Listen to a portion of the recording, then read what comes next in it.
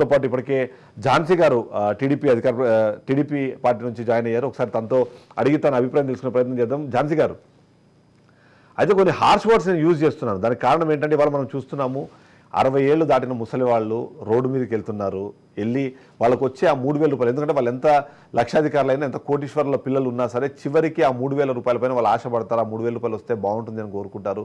కొద్దిమందికి అయితే వాస్తవానికి ఆ 3,000 రూపాయలతో వచ్చే మందులు వచ్చే రేషన్తోనే బతకాలని పరిస్థితుల్లో కూడా చాలామంది ఉన్న నేపథ్యంలో ఆ డబ్బులు వాలంటీర్లు తీసుకెళ్లి ఇంటికి ఇస్తే ఏదో జరిగిపోతుంది అనే ఉద్దేశంతో చేసిన ఈ చర్యలు ఇవాళ ఆ ముసలి వాళ్ళకు పడుతున్న ఈ నష్టము, ఈ కష్టము, దీనికి కారణం ఎవరంటారు? దాన్ని ఎవరిని మనం నిందించాలంటారు?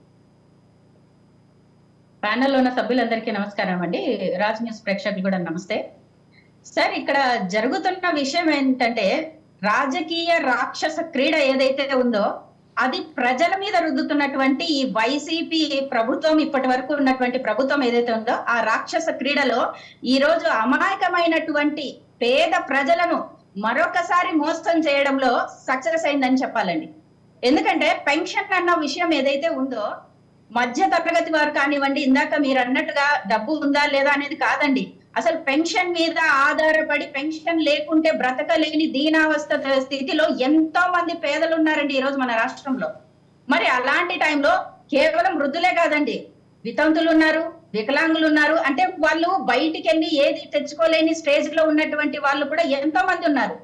మరి ఈ రోజు ప్రభుత్వం ఇన్ని రోజులు ఇస్తూ వచ్చింది, ఈ రోజు ఎందుకు సడన్ గా ఆపాల్సి వచ్చిందండి? ప్రభుత్వం అనుకుంటే నిజంగా ఇప్పుడు ఉన్నటువంటి రెవెన్యూ డిపార్ట్మెంట్ కానివ్వండి, సచివాలయ సిబ్బంది కానివ్వండి, ఇంకా పోస్టల్ డిపార్ట్మెంట్ అందరూ ఉన్నారు, అందరినీ తీసుకుని వెళ్ళి ఎందుకు వాళ్ళు పెన్షన్స్ ఇవ్వలేరు?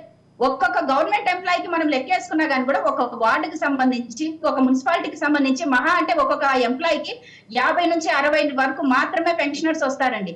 మరి ఒక ఎంప్లాయీ వెళ్ళి అతను నిజంగానే పెన్షన్ గవర్నమెంట్ తరఫు నుంచి ఇవ్వాలి అని అనుకుంటే మహా అంటే గంట నుంచి ఒక 2 గంటల్లో అయిపోతుందండి. ప్రాసెస్ అనేది పెద్ద టైం ఏం పట్టదు. మరి ఈ రోజు వాంటెడ్లీ వైసీపీ కావాలనే ఈ రోజు పక్కదారి పట్టించడం కోసం కేవలం ఈ నింద తెలుగుదేశం మీద, నారా చంద్రబాబు నాయుడు గారి మీద ఈ నింద వేయడం కోసం మాత్రమే ఈ రాక్షస క్రీడ ఆడింది.